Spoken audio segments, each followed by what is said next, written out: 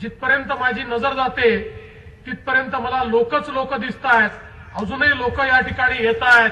याचा अर्थ स्पष्ट आहे की आता निश्चितपणे या निवडणुकीमध्ये भारतीय जनता पार्टी शिवसेना युतीची सत्ता ही या ठिकाणी गंगापूर आणि खुलताबाद दोन्ही ठिकाणी निश्चितपणे येणार आहे. आता याच्याबद्दल माझ्या मनामध्ये कुठलीही शंका उरलेली नाही.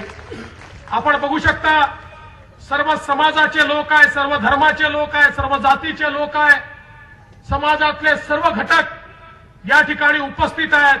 याचाच अर्थ असा आहे की आता संपूर्ण समाज एकत्रितपणे हा आपल्या पाठीमागे उभा राहिला आहे आणि निश्चितपणे आपल्याला या ठिकाणी विजय देणार आहे. बंधू भगिनींनो, भारत देश जेव्हा स्वतंत्र झाला तेव्हा गांधीजी असं म्हणायचे की भारत गावांमध्ये राहतो, तो ग्रामीण भागामध्ये राहतो. ते खरंही होतं. भारताची 80% लोकसंख्या गावांमध्ये राहायची आणि 20% लोकसंख्या केवळ शहरामध्ये राहायची. पण गेल्या 70 वर्षात मोठ्या प्रमाणात स्थलांतरण झालं, परिस्थिती बदलली. 2011 साली ज्यावेळी भारताची जनगणना झाली त्यावेळी नागरीकरणाचं वास्तव आपल्या समोर आलं. 2011च्या जनगणनेमध्ये आपल्या लक्षात आलं की महाराष्ट्रातल्या 11 कोटी 20 लाख लोकांपैकी जवळजवळ 5.5 कोटी म्हणजे जवळजवळ 50% लोक हे गंगापूर रत्नापूर सारख्या 300 महाराष्ट्रातल्या गावांमध्ये राहतात. म्हणजे 50% लोक हे गावांमध्ये राहतात आणि 50% लोक हे शहरांमध्ये राहतात. इतक्या मोठ्या प्रमाणात नागरीकरण हे गेल्या 50-60 वर्षामध्ये या ठिकाणी झालं. एकीकडे नागरीकरण होत होतं, लोक गावाकडनं शहराकडे येत होते. रोजगार असेल, शिक्षण असेल, आरोग्य असेल, अन्न वस्त्र निवारा असेल, याच्या सोयींकरता शहरांकडे लोक येत होते. पण सरकार मात्र या नागरीकरणाचं नियोजन करण्यामध्ये अपयशी ठरली. सरकार असं मानत होती की नागरीकरण हा अभिशाप आहे, नागरीकरण हे वाईट आहे आणि त्यामुळे नागरीकरणाची तयारी करण्याकरता, नियोजन करण्याकरता सरकारनं लक्षच दिलं नाही. आलेला व्यक्ती जर आला तर तो राहील कुठे, त्याला घर कसं मिळेल, त्याला पिण्याचं पाणी कसं मिळेल, सांडपाण्याची व्यवस्था कशी होईल, त्याची राहण्या खाण्याची व्यवस्था कशी होईल, त्याची आरोग्य शिक्षणाची व्यवस्था कशी होईल, याचं नियोजनच सरकारनं केलं नाही. परिणाम असा झाला की एकीकडे गावातनं लोक शहरामध्ये आले, त्यामुळे गावं ओस पडली आणि शहरं बकाल झाली. शहरामध्ये पिण्याचं पाणी नाही, सांडपाण्याचा, घाण पाण्याचा, कचऱ्याचा निचरा नाही, लोकांना राहण्याकरता व्यवस्था नाही. अशा प्रकारची शहरांची अवस्था झाली. बंधू भगिनींनो, पहिल्यांदा या देशामध्ये माननीय मोदी साहेबांचं सरकार आल्यानंतर केंद्रातल्या सरकारने एक भूमिका मांडली. मोदीजी असं म्हणाले, नागरीकरणाला केवळ अभिशाप समजू नका. आता जे लोक शहरामध्ये आले आहेत त्यांना गावात परत पाठवता येणार नाही, त्यामुळे केवळ शिव्या शाप देऊन चालणार नाही. आता नागरीकरणाचं नियोजन केलं पाहिजे. मोदीजी असं म्हणाले की नागरीकरण हे केवळ आव्हान नाही आहे, ती एक संधी आहे की ज्या संधीचा उपयोग करून लोकांच्या जीवनामध्ये गुणात्मक परिवर्तन आपण करू शकतो. लोकांना अन्न वस्त्र निवारा, आरोग्य शिक्षण रोजगार, घराची व्यवस्था, पिण्याच्या पाण्याची व्यवस्था, गटराची व्यवस्था, रस्त्यांची व्यवस्था, या सगळ्या व्यवस्था आपण त्या ठिकाणी देऊ शकतो. आणि म्हणून एवढंच सांगून मोदीजी थांबले नाहीत, तर त्यांनी त्याकरता योजना तयार केल्या. स्मार्ट सिटीची योजना, अमृतची योजना, 14व्या वित्त आयोगाची योजना. पहिल्यांदा इतक्या मोठ्या प्रमाणात केंद्र सरकारकडनं शहरांमध्ये सुधारणा करण्याकरता पैसा देण्याची सुरुवात झाली आणि शहरं बदलायला लागली. मोदीजींनी स्वच्छ भारत अभियान घोषित केलं. स्वच्छ भारत अभियानाची घोषणा करताना माननीय मोदीजी काय म्हणाले, ते असं म्हणाले की एकीकडे भारत प्रगती करतोय, भारताने मंगळावर यान पाठवलाय, आपण ऍटम बॉम्ब बनवतो, क्रायोजेनिक इंजिन बनवतो. एवढी प्रगती सगळी भारतामध्ये होत असताना देखील भारतातल्या 50% महिलांना घरी शौचालय नाही म्हणून रस्त्यावर जावं लागतं, आडोसा शोधावा लागतो, शेतीमध्ये जावं लागतं. मग हा विकास नेमका झाला कोणाचा, आणि म्हणून त्यांनी सांगितलं की प्रत्येक महिलेला शौचालय मिळालं पाहिजे, आपलं प्रत्येक शहर प्रत्येक गाव हागणदारी मुक्त झालं पाहिजे. आणि मला या ठिकाणी सांगताना खैरे साहेब आनंदही वाटतो आणि आश्चर्य वाटतं की या महाराष्ट्रामध्ये आपलं सरकार येतपर्यंत महाराष्ट्रातल्या 300 शहरांपैकी एकही शहर हागणदारी मुक्त नव्हतं. गेल्या 1.5 वर्षामध्ये महाराष्ट्रातल्या 300 शहरांपैकी 100 शहरं आम्ही हागणदारी मुक्त केली आणि डिसेंबर 2017 पर्यंत संपूर्ण महाराष्ट्र आम्ही हागणदारी मुक्त करून दाखवू. आपली शहरं साफ झाली पाहिजे, ती स्वच्छ झाली पाहिजे. आज आपण कुठल्याही शहरामध्ये जाऊन पहा, त्या ठिकाणी कचऱ्याचे ढिगारे आहेत, नालीतनं पाणी वाहत आहे, सांडपाणी आहे, घाण पाणी आहे, शौचाचं पाणी वाहत आहे, मच्छर आहे, डास आहे, त्या ठिकाणी रोगराई आहे. आज हे जे काय आपला घनकचरा आहे, आपलं जे सांडपाणी घाण पाणी आहे, हे शेवटी आपल्या गावाबाहेर जातं. आपले नदी नाले ओढे याच्यामध्ये जे पाणी आहे त्या पाण्याला ते प्रदूषित करतं. त्यातनं भूगर्भातलं पाणी प्रदूषित होतं, त्यातनं जमिनीचा पोत खराब होतो, त्यातनं शेतकऱ्याची उत्पादकता संपते, त्यातनं पर्यावरणाचा ऱ्हास होतो, त्यातनं रोगराई तयार होते. आज कुठल्याही गावामध्ये तुम्ही जाऊन पहा, शहरामध्ये तुम्ही जाऊन पहा, त्या ठिकाणी आपल्याला डेंग्यू दिसतो, त्या ठिकाणी चिकुनगुनिया दिसतो, त्या ठिकाणी मलेरिया दिसतो. हे सगळे रोग हे आसमानातून आलेले रोग नाही आहेत. हे सगळे रोग हे आपण या ठिकाणी आपल्या घाणीतनं तयार केलेले रोग आहेत. आज आपले नदी नाले ओढे हे इंडस्ट्रीमुळे खराब झालेले नाहीत, ते आपल्या घनकचऱ्यामुळे, ते आपल्या सांडपाण्यामुळे, घाण पाण्यामुळे खराब झाले आहेत. आणि म्हणून राज्य सरकारनं निर्णय घेतला, घनकचऱ्याचं व्यवस्थापन झालं पाहिजे, सांडपाण्यावर प्रक्रिया झाली पाहिजे. त्याकरता वेगवेगळे तंत्रज्ञान आम्ही त्या ठिकाणी शोधले. त्या तंत्रज्ञानाचं एक हँडबुक तयार केलं. प्रत्येक सीओला ते हँडबुक दिलं, प्रशिक्षण दिलं आणि आम्ही त्यांना सांगितलं, हा जो कचरा आहे, हे जे सांडपाणी घाण पाणी आहे, ही निव्वळ तुमच्यावरचा भार नाही आहे, ही केवळ लायबिलिटी नाही आहे, ही तुमची संपत्ती देखील आहे. आज नगरपालिकेच्या कचऱ्यापासून आपण खत निर्मिती सुरू केली, आपला ब्रँड चालू केला. इतकं चांगलं खत या कचऱ्यापासून आपण तयार करतोय की शेतकरी रांगा लावून ते खत घ्यायला तयार आहेत. ज्या कचरा नगरपालिकेला भार वाटत होता, आज त्याच कचऱ्यातून आपल्याला संपत्ती तयार करता येते आहे. ज्या कचऱ्यापासून आम्ही पॅलेट तयार केले, कोळशासारखे पॅलेट, कोळसा झाला तर राख होते, कोळसा झाला तर धूर होतो, कोळसा झाला तर प्रदूषण होतं. पण कचऱ्यापासून जे पेलेट तयार होतात त्या राख नाही आहे, त्या धूर नाही आहे, त्यात प्रदूषण नाही आहे. आज कचऱ्यापासून आपण वीज निर्मिती देखील सुरू केली. सांडपाणी घाण पाणी, मच्छर तयार करणारं पाणी, या पाण्यावर प्रक्रिया केली. आज नागपूर महानगरपालिकेने घाण पाणी सांडपाणी प्रक्रिया करून औष्णिक वीज केंद्राला विकलं. 18 कोटी रुपये ते शौचालयातलं पाणी विकून आज महानगरपालिकेला त्या ठिकाणी पैसा प्राप्त होतो आणि त्या पाण्यातनं वीज निर्मितीचं काम औष्णिक विद्युत केंद्रात त्या ठिकाणी होत आहे. सोलापूरचं घाण पाणी एनटीपीसीला विकलंय. नांदेडचं घाण पाणी हे परळी औष्णिक केंद्राला आपण देणार आहोत. औरंगाबादचं घाण पाणी हे आपण डीएमआयसी स्मार्ट सिटी करता वापरणार आहोत. त्यामुळे आता काहीच या ठिकाणी घाण राहिलेलं नाही. प्रत्येक गोष्टीवर प्रक्रिया आणि प्रक्रिया करून त्याचा पुनर्वापर करून आपण त्यातनं संपत्ती निर्माण करू शकतो. आणि म्हणून आम्ही सगळ्या नगरपालिकांना या ठिकाणी सांगितलं की आपण याचे प्रकल्प तयार करा. राज्य सरकार तुम्हाला मदत करायला तयार आहे. आम्ही तंत्रज्ञान देऊ, आम्ही पैसा देऊ. आपली शहरं चांगली झाली पाहिजे, स्वच्छ झाली पाहिजे, निर्मल झाली पाहिजे, अशा प्रकारचा प्रयत्न या माध्यमातून आपण करतोय.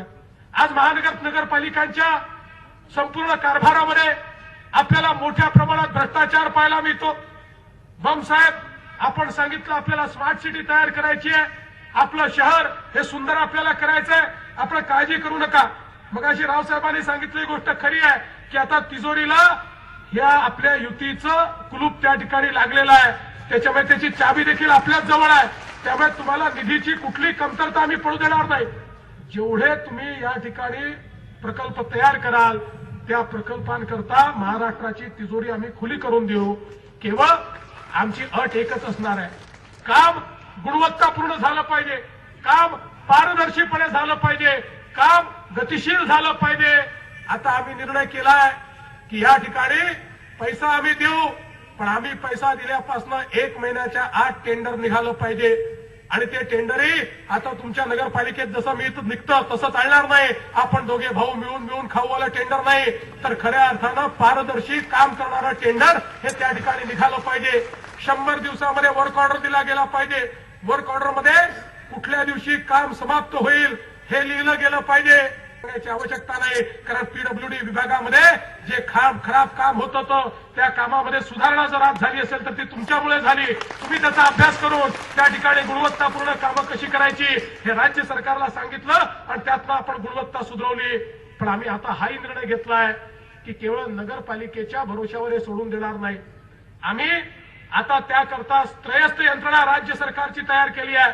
नगरपालिकेला पैसा देऊ, पण त्या कामाची गुणवत्ता योग्य आहे की नाही हे तपासायला आमची त्रयस्थ यंत्रणा येईल. आणि ज्या नगरपालिका चांगल्या प्रकारे काम करणार नाही, कुठल्याही पक्षाची असो, त्याच्यावर कारवाई केल्याशिवाय आम्ही राहणार नाही. कारण हा जनतेचा पैसा आहे, तो योग्य प्रकारे त्या ठिकाणी वापरला पाहिजे. आज आपल्या या गंगापूर शहरामध्ये विकास आराखड्याच्या माध्यमातून मोठ्या प्रमाणात लोकांवर अन्याय झाला. लोकांकडे भ्रष्टाचाराला सामोरं जावं लागलं. काळजी करू नका, तुम्ही मला पत्र दिलंय, त्याची चौकशी मी करणार आहे. भ्रष्टाचारांना कधीच पाठीशी घातलं जाणार नाही. छोटे विकास आराखडा मंजूर करणं ही माझ्या नगर विकास विभागाची बाब आहे. आणि त्यात जर कोणी भ्रष्टाचार केला असेल तर त्या भ्रष्टाचाराला आम्ही सोडणार नाही. या ठिकाणी सामान्य माणसाकरता सरकार चाललं पाहिजे. बंधू भगिनींनो, आपल्या सरकारनं कायदा केला. पहिले तुम्हाला केवळ माहितीचा अधिकार होता. माहितीच्या अधिकाराच्या अंतर्गत तुम्ही माहिती मागितली आणि दिली नाही तर समोरच्यावर दंड ठोकता येत होता. पण तुम्हाला सेवा प्राप्त करून घ्यायचा अधिकार नव्हता. जर तुम्ही एखाद्या कार्यालयात गेलात आणि त्या ठिकाणी तुम्ही सांगितलं मला ही सेवा हवी आणि त्या कार्यालयाने दिली नाही, जन्माचं प्रमाणपत्र, मृत्यूचं प्रमाणपत्र, पाण्याचं कनेक्शन, जे काही असेल त्यांनी जर दिली नाही तर चक्रा मारण्या वाचून तुमच्याकडे कुठलंही गत्यंतर त्या ठिकाणी नव्हतं. पण आता मात्र या ठिकाणी आपण सेवा हमीचा कायदा तयार केला आणि कायद्याने तुम्हाला अधिकार दिला सेवा प्राप्त करून घेण्याचा. आणि कायद्याने या ठिकाणी जबाबदारी टाकली प्रशासनावर की त्यांना ती सेवा द्यावीच लागेल. प्रत्येक कार्यालयाला आता त्या ठिकाणी आपण काय सेवा देतो याची यादी तयार करावी लागेल. त्याला काय कागदपत्र लागतात हे त्यात लिहावं लागेल. त्याचा शुल्क किती हे त्यात लिहावं लागेल. आणि अर्ज केल्यापासून किती दिवसामध्ये सेवा देणार हे देखील लिहावं लागेल. या सगळ्याचं नोटिफिकेशन काढून नोटीस बोर्डावर ते लावावं लागेल. आणि त्यानंतर एखाद्या व्यक्तीने त्याप्रमाणे अर्ज केला आणि जेवढ्या दिवसात लिहिलाय तेवढ्या दिवसात जर त्याला सेवा मिळाली नाही तर पुन्हा जाऊन त्या अधिकाऱ्याची हाजी करायची नाही, थेट त्याची तक्रार करायची. पहिल्याच तक्रारीत 500 रुपयाचा दंड त्याच्यावर होईल, मग 5000 रुपयाचा दंड करू आणि तरी सुधारला नाही तर घरी पाठवण्याची व्यवस्था त्याला करू. आता हा अधिकार कायद्याने तुम्हाला मिळालेला आहे. हे तुमचं सरकार आहे. आतापर्यंत तुम्ही मालक असून याचकासारखे जात होते आणि त्या ठिकाणी अधिकारी हे सेवक असून तुमच्याशी मालकासारखे वागत होते. आता त्या ठिकाणी याचकासारखे जाऊ नका, मालकासारखे जा आणि आपल्या सेवकाकडनं तुम्ही काम करून घ्या. कारण कायद्याने हा अधिकार तुम्हाला मिळाला आहे. आज काय या देशामध्ये परिवर्तन होत आहे आपल्याला माहिती आहे. शहरामध्ये लोक आले, गरीब माणूस शहरात आला, शहरात आल्यानंतर कुठे राहायचं हा प्रश्न त्याच्यासमोर होता. जिथे जागा मिळेल तिथे तो राहायला गेला. झोपडपट्ट्या तयार झाल्या, कच्ची घरं तयार झाली, मोठ्या प्रमाणात अतिक्रमण झाली. ही सगळी मंडळी आज गरिबीमध्ये, घाणीमध्ये त्या ठिकाणी खितपत पडली आहेत. माननीय मोदीजींनी सांगितलं स्वातंत्र्याला 70 वर्ष पूर्ण झाली. या 70 वर्षामध्ये माझ्या भारतीयांना मी जर घरही देऊ शकत नसेल तर ही किती लाजिरवाणी गोष्ट आहे. आणि म्हणून त्यांनी सांगितलं 2022 सालापर्यंत प्रत्येक व्यक्तीला घर द्यायचं आहे. पण प्रशांत बम साहेब, खैरे साहेब, आपल्याला 2022 पर्यंत थांबायचं नाही. या महाराष्ट्रामध्ये 2019 सालापर्यंत प्रत्येक गरीबाला आपल्याला घर द्यायचं आहे. कच्च्या घरात राहणारा, झोपडपट्टीमध्ये राहणारा बेघर याला घर द्यायचं आहे. माननीय मोदी साहेबांनी प्रधानमंत्री आवास योजना तयार केली आहे. 2 लाख घरं आतापर्यंत महाराष्ट्राला मिळालेले आहेत. आणि आपली योजना खैरे साहेब कशी असते तुम्हाला माहिती आहे. ती काही इंदिरा आवास योजनेसारखी नाही. 10 घरं दिले आणि मग नगराध्यक्षांनी चेहरा पाहायचा. ज्याचा चेहरा सुंदर वाटला त्याला घर द्यायचं, ज्याचा आवडला नाही त्याला घर द्यायचं नाही. अशी आपली योजना नाही. आपली योजना मोदी साहेबांची योजना आहे, प्रधानमंत्री आवास योजना आहे. तुम्ही जेवढे प्रस्ताव तयार कराल त्या सगळ्या प्रस्तावांना मान्यता दिली जाईल. बंधू भगिनींनो, मोदी साहेबांनी सांगितलं जात पाहू नका, मागासवर्गीय आहे की पुढचा आहे हे पाहू नका, हिंदू आहे की मुसलमान आहे हे पाहू नका, जात नाही, धर्म नाही, पक्ष नाही, पंथ नाही, केवळ तो गरीब असला पाहिजे, तो बेघर असला पाहिजे, तो कच्च्या घरात राहणारा असला पाहिजे. सर्व जाती धर्माच्या लोकांना त्या ठिकाणी घर देण्याकरता ही प्रधानमंत्री आवास योजना तयार झाली आहे. माझी तुम्हाला विनंती आहे की नगरपालिका तर मला दिसतंय निवडून येणारच आहे, मला काही त्याच्यात अडचण वाटत नाही, पण नगरपालिका निवडून आल्यानंतर पहिला प्रस्ताव तयार करा आणि त्या प्रस्तावामध्ये जो बेघर आहे, कच्च्या घरात राहतोय, त्याला घर देण्याचा प्रस्ताव राज्य सरकारकडे पाठवा. त्या ठिकाणी आम्ही तो प्रस्ताव आहे तो निश्चितपणे मंजूर करू, केंद्र सरकारकडे पाठवू. आपले 2 खासदार या ठिकाणी बसले आहेत, खैरे साहेब आहेत, आमचे अध्यक्ष रावसाहेब पाटील दानवे आहेत, हे त्या ठिकाणी मोदी साहेबांशी बोलतील आणि निश्चितपणे त्या प्रस्तावाला त्या ठिकाणून मंजुरी देऊन आणतील आणि आपल्याकडे आपल्या शहरामध्ये असा प्रयत्न करू की 2019 सालापर्यंत कोणी कच्च्या घरामध्ये राहणार नाही, कोणी बेघर राहणार नाही. कुठल्याही धर्माचा जातीचा माणूस असो त्याला आपलं घर मिळालं पाहिजे. मोदी साहेबांची योजना ही गरिबाकरता आहे, सामान्य माणसाकरता आहे. सामान्य माणसाला त्याच्या जीवनात परिवर्तन झालं पाहिजे. आज मोदीजींनी उज्ज्वला सारखी योजना आणली. काय म्हणाले मोदीजी, या देशामध्ये 13 कोटी कुटुंब अशी आहेत की ज्यांच्याकडे गॅसचं सिलेंडर नाही आहे, जिथल्या महिला चुली फुंकून फुंकून स्वयंपाक तयार करतात. मोदीजी म्हणाले, माझ्या लहानपणी मी पाहिलंय, एका खोलीमध्ये आम्ही राहायचो, तिथेच स्वयंपाक तयार व्हायचा. आमची आई चूल फुकायची, चूल फुकता फुकता खोकायची, खोकत खोकत ती स्वयंपाक तयार करायची. आम्ही त्या धुरामध्ये तो धूर खात खात जेवण खायचो. मोदीजी असं म्हणाले, ज्यावेळी एक महिला चूल फुंकते त्यावेळी तिच्या फुफ्फुसात इतका धूर जातो जितका धूर एखाद्या व्यक्तीने 100 बिड्या फुकल्या तर त्याच्या फुफ्फुसात जेवढा धूर जातो तेवढा धूर एका महिलेच्या फुफ्फुसात एका दिवसाचं जेवण बनवताना जो धूर जातो त्याच्यामुळे जातं. त्यामुळे तिचं जीवन रोज थोडं थोडं कमी होतं, तिला रोगराईचा सामना करावा लागतो. मोदीजी म्हणाले, माझ्या आईने जे सहन केलं ते या देशातल्या कुठल्या मातेला मी सहन करू देणार नाही आणि म्हणून 13 कोटी कुटुंबांना मोफत गॅसचं सिलेंडर देण्याकरता उज्ज्वलाची योजना माननीय मोदी साहेबांनी आणली. 5 कोटी कुटुंबांना गॅसचं कनेक्शन दिलं, 8 कोटी कुटुंबांना अजून गॅसचं कनेक्शन देण्यात येणार आहे. आज या ठिकाणी तरुणाई आहे, या तरुणाईला माननीय मोदीजींनी योजना तयार केली. सामान्य माणसाकरता आमचा हात ठेलेवाला, पान ठेलेवाला, चहा ठेलेवाला, मोटर मेकॅनिक, पंक्चरवाला, स्कूटर मेकॅनिक याला जर बँकेमध्ये गेलं तर कर्ज मिळत नव्हतं. आधी चपराशीच बाहेर पाठवून द्यायचा. चपराशाने बाहेर पाठवलं नाही, चुकून आत गेला तर मॅनेजर विचारायचा, तुझ्याजवळ तारण आहे का, तुझ्याजवळ गॅरंटर आहे का. तो म्हणायचा तारण नाही, गॅरंटर नाही, मग तुझ्याकरता आमच्याजवळ लोन नाही, त्याला परत पाठवलं जायचं. मोदीजींनी मुद्राची योजना तयार केली आणि सांगितलं, या सामान्य माणसाला चहा ठेला चालवणारा, हात ठेला चालवणारा, पान ठेला चालवणारा, पंक्चरचं दुकान चालवणारा, स्कूटर मेकॅनिक, मोटर मेकॅनिक, रिवाइंडिंगचं काम करणारा, या सगळ्या लोकांना 10 लाखापर्यंतचं कर्ज विना तारण बिना गॅरंटर देण्याकरता मुद्रा योजना मोदीजींनी तयार केली आणि मागच्या वर्षी 1 कोटी तरुणांना या योजनेच्या अंतर्गत त्या ठिकाणी कर्ज देखील देण्यात आलं. या राज्यामध्ये ज्या योजना चाललेल्या आहेत त्या योजना सामान्य माणसाकरता आहेत, गरिबाकरता आहेत. आज गरिबाचा मुलगा हा शिक्षण घेऊ शकत नाही. आज एवढ्या मोठ्या प्रमाणात शिक्षणाचं खाजगीकरण झालं, व्यापारीकरण झालं, हजारो रुपयाची फी द्यावी लागते, त्यामुळे गरीबाच्या मुलाला शिकता येत नाही. राज्याच्या सरकारनं या ठिकाणी राजश्री शाहू महाराज योजना तयार केली आणि या योजनेच्या अंतर्गत गरीबाच्या मुलांना शिकण्याकरता त्या ठिकाणी त्याची उच्च शिक्षणातली 50% फी ही राज्य सरकार भरेल अशा प्रकारचा निर्णय आम्ही केला. आणि हा निर्णय करत असताना तो कुठल्या जातीचा आहे, धर्माचा आहे पाहिला नाही.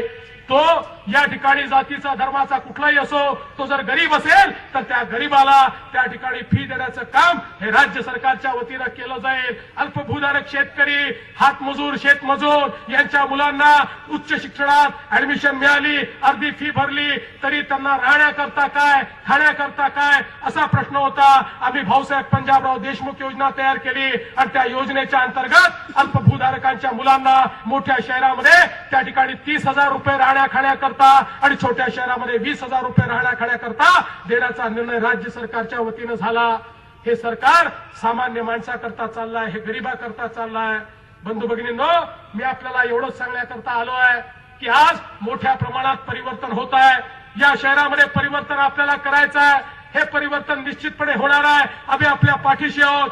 प्रशांत बंब यांना माहिती आहे की आपण नुकताच या ठिकाणी कुलतापूर, म्हैसाळ, सुलीभंजन, एलोरा अशा प्रकारचा जो एक प्रस्ताव मंजूर केला. 450 कोटी रुपये त्याच्याकरता केवळ घोषित केले नाही, या बजेटमध्ये त्याच्याकरता आर्थिक तरतूद ठेवली. त्यातनं आपल्या शहरामध्ये मोठ्या प्रमाणात त्या ठिकाणी कामं होणार आहे. गंगापूरमध्ये देखील मोठ्या प्रमाणात कामं आपण करणार आहोत आणि त्यातनं आपलं शहर बदललं पाहिजे अशा प्रकारचा प्रयत्न हा निश्चितपणे आम्ही करणार आहोत. बंधू भगिनींनो, या देशामध्ये एक नवीन क्रांती सुरू झाली आहे. माननीय मोदीजींनी या देशाच्या विकासातला सगळ्यात मोठा अडथळा काय, तो काळा पैसा आणि भ्रष्टाचार. या काळा पैसा आणि भ्रष्टाचाराच्या विरुद्ध एक निर्णायक लढाई सुरू केली आहे. मला याची कल्पना आहे की 8 तारखेला बंधू भगिनींनो, माननीय मोदीजींनी 500 आणि 1000च्या नोटा रद्द केल्या. ही गोष्ट खरी आहे की 500 आणि 1000च्या नोटा रद्द झाल्यामुळे या देशातल्या तुमच्या माझ्यासारख्या सामान्य माणसाला त्रास सहन करावा लागतोय. पण माननीय मोदीजींनी सांगितलं की 50 दिवस त्रास सहन करा. 50 दिवस जर तुम्ही त्रास सहन केला तर त्यानंतर 50 वर्ष या देशाला मागे वळून पाहावं लागणार नाही. 50 दिवसात काळा पैसा या ठिकाणी संपायचं काम हे मोदीजींच्या माध्यमातून सुरू झालंय. बंधू भगिनींनो, मोदीजींनी काळ्या पैशावर एक तीर चालवला आणि त्या एका तीरातनं 3 निशाणे साधले. पहिला निशाणा आतंकवाद्यांवर, नक्षलवाद्यांवर. जे आतंकवादी, नक्षलवादी याच देशामध्ये काळ्या कामं करून काळा पैसा जमा करायचे, पैसा गाडून गाडून दाबून दाबून ठेवायचे. त्यातनं या देशामध्ये आतंकवादी कारवाया करायचे, काश्मीरमध्ये गोटमार करायचे. बंधू भगिनींनो, एका रात्रीमध्ये 500 आणि 1000च्या नोटा रद्द झाल्यामुळे त्यांची दाबून दाबून ठेवलेले सगळे पैसे हे रद्दीचा कागद झाले आणि आतंकवादी, नक्षलवाद्यांजवळ खायला देखील पैसे उरले नाही. 8 तारखेनंतर काश्मीरमध्ये कोणी दगडच फेकत नाही, कारण पाकिस्तानचे जे भाडोत्री पैसे दगड मारायला त्या ठिकाणी येत होते ते आता देणारच कोणी उरलेलं नाही. गेल्या एका महिन्यामध्ये मोठ्या प्रमाणात नक्षलवाद्यांनी आत्मसमर्पण केलं, कारण त्यांच्याजवळ पैसा उरलेला नाही. बंधू भगिनींनो, दुसरा तीर चालला नकली नोटांवर. पाकिस्ताननं या देशाच्या अर्थव्यवस्थेमध्ये हजारो कोटी रुपये टाकले होते नकली नोटांच्या माध्यमातून, ज्यामुळे आपली अर्थव्यवस्था खाली येत होती. या अर्थव्यवस्थेमध्ये गरिबी वाढत होती, बेरोजगारी वाढत होती, बेकारी वाढत होती. एका रात्रीत या देशातल्या सगळ्या नकली नोटा संपून गेल्या. आता देशात एकही नकली नोट बाकी नाही. हा दुसरा तीर माननीय मोदीजींनी चालवला. आणि तिसरा तीर चालला त्या धन्ना सेठांवर. जे धन्ना सेठ या ठिकाणी पैसा कमवत होते, पैसा कमवणं चूक नाही आहे, पण त्या पैशातनं टॅक्सच्या रूपानं पैसा देशाच्या तिजोरीत गेला पाहिजे. त्या पैशातनं देशाच्या बँकेमध्ये पैसा गेला पाहिजे. पैसा तिजोरीतही गेला नाही, पैसा बँकेतही गेला नाही. या लोकांनी तो पैसा आपल्या घरी, आपल्या गोदामामध्ये, आपल्या तिजोरीमध्ये, आपल्या गाडीखाली, आपल्या पलंगाखाली, आपल्या उशीखाली दाबून दाबून त्या ठिकाणी ठेवला. एका रात्रीमध्ये मोदी साहेबांनी तो पैसा इतका काळा केला की आता काळे पैसेवाल्याचं तोंडच काळं झालं. त्याला त्या ठिकाणी तोंड दाखवायला जागा राहिली नाही. तुम्हाला मला चिंता करायची आवश्यकता नाही. आपला हरामाचा पैसा नाही, तो पैसा सुरक्षित आहे. तुमच्या माझ्या नोटा सुरक्षित आहे. आज कालपर्यंत जो काळ्या पैशाच्या भरोशावर वर मान करून या ठिकाणी आपल्याशी मिजाज करत होता, तो रस्त्यावर आलाय. आणि तुमच्या माझ्यासारखा सामान्य माणूस जो त्याच्या समोर मुंडी खाली घालून उभा होता, तो मात्र त्याच्यापेक्षा श्रीमंत झालाय. तो त्याच्यासारखा त्या ठिकाणी ताठ मानेनं उभा आहे. एका रात्रीमध्ये ही किमया मोदी साहेबांनी करून दाखवली. बंधू भगिनींनो, एका महिन्यामध्ये देशाच्या बँकेमध्ये 11 लाख कोटी रुपये आले. 11 लाख कोटी रुपये कुठे होते, कोणाजवळ होते, कोणी दाबून ठेवले होते? आता हे 11 लाख कोटी रुपये मोदी साहेब काही घरी घेऊन जाणार नाहीत. या 11 लाख कोटी रुपयामध्ये वेगवेगळी कामं होतील, कर्ज मिळतील, विकासाची कामं होतील. या देशातल्या दीन, दलित, गोर, गरीब, आदिवासी, शेतकरी, शेतमजूर, अल्पसंख्याक, महिला या प्रत्येकाच्या जीवनामध्ये परिणामकारक परिवर्तन करणाऱ्या योजना तयार करण्याकरता 11 लाख कोटी रुपये देशाच्या बँकांमध्ये आता या ठिकाणी आले आहे. देश बदलतोय बंधू भगिनींनो, देश बदलण्याची सुरुवात झालेली आहे. मोदीजींनी काळ्या पैशाच्या विरुद्ध लढाई सुरू केलेली आहे. आपल्याला माहिती आहे या देशाला जेव्हा स्वातंत्र्य मिळालं त्या स्वातंत्र्य लढ्यामध्ये आमचे स्वतंत्रता संग्राम सेनानी नारे द्यायचे, आधी रोटी खाएंगे स्वतंत्रता दिलाएंगे, लाठी गोली खाएंगे स्वतंत्रता दिलाएंगे. आता अर्धी पोळी खायची आवश्यकता नाही आहे, आता लाठी गोळी खायची आवश्यकता नाही आहे. केवळ 50 दिवस या स्वातंत्र्य लढ्यामध्ये शिपाई बनून थोडा त्रास आपल्याला सहन करायचा आहे आणि त्यानंतर मात्र या देशामध्ये गरीब आणि श्रीमंतातली दरी दूर होणार आहे. हा देश समृद्धीकडे जाणार आहे. या देशातल्या सामान्य माणसाच्या जीवनामध्ये विकास होणार आहे. मला विश्वास आहे आपण सगळे लोक या बदलामध्ये सामील व्हाल. मला माहिती आहे या ठिकाणी आपले प्रशांत बम हे आपल्या गंगापूरचा साखर कारखाना सुरू करण्याकरता प्रचंड प्रयत्न करतायत. मी त्यांना आश्वस्त करू इच्छितो आम्ही तुमच्या सोबत आहोत. प्रशांतजी काळजी करू नका, तुमच्या श्रमाला आता यश येणार आहे. ज्या लोकांनी या ठिकाणी तुमच्या सोबत बेईमानी केली आणि हा कारखाना सुरू होऊ दिला नाही, आता सरकार तुमचं आहे, काळजी करण्याची कारण नाही. निश्चितपणे त्याची सुरुवात लवकरच आपण करू. आणि म्हणून मी आपल्याला एवढीच विनंती करतो, देश बदलतोय, महाराष्ट्र बदलतोय. या बदलातनं या मंथनातनं जे अमृत तयार होत आहे ते अमृत गंगापूर आणि रत्नापूर खुलताबाद या भागामध्ये येण्याकरता आपण सगळ्यांनी भारतीय जनता पार्टी शिवसेना युतीला प्रचंड मताने निवडून द्या एवढीच आपल्याला विनंती करतो आणि माझं बोलणं संपवतो. धन्यवाद. जय हिंद, जय महाराष्ट्र.